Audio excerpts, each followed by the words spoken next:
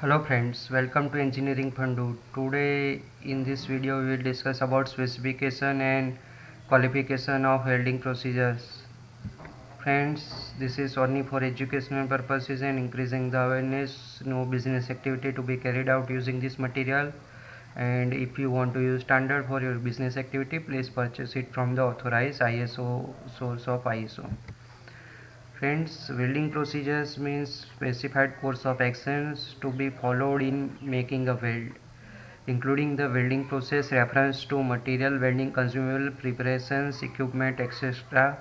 And if you want to do more detail, if you want to know more detail, you can also refer to ISO 15607 for more details.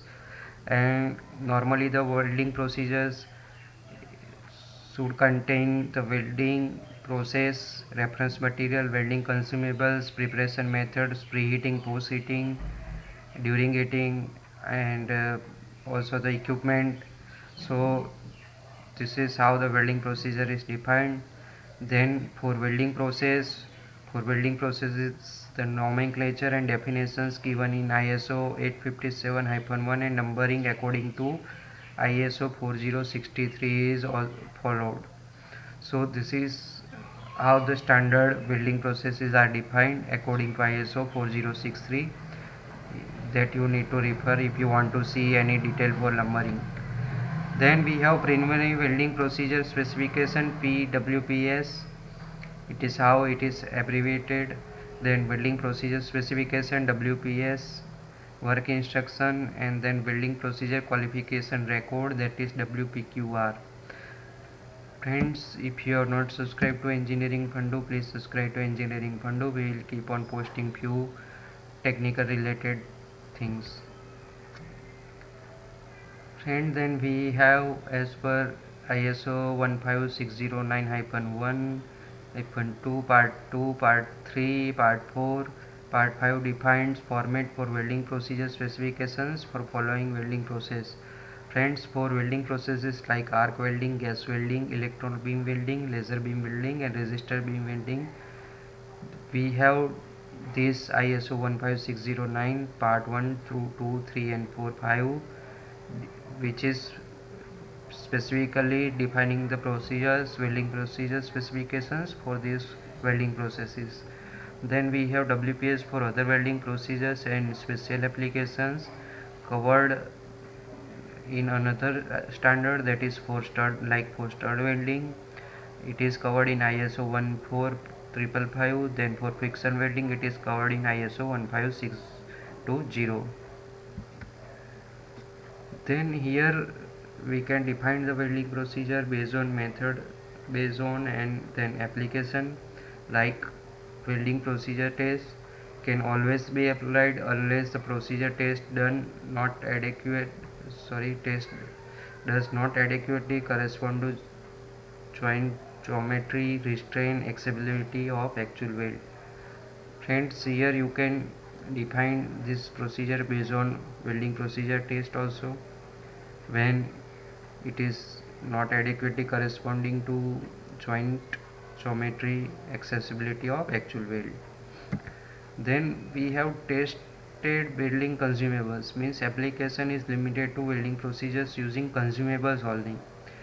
When it is limited to consumables only, then we can use this method.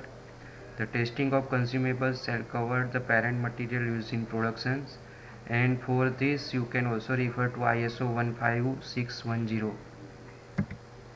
Then we have previous welding experience. Application is limited to procedures used previously for a large number of welds, means you have to do a specification for a welding which is already used earlier or similarly used earlier. So previous welding experience can be used, and requirements are specified in ISO 15611. Then we have standard welding, that is similar to welding procedure test, and limitations are specified in ISO 15612.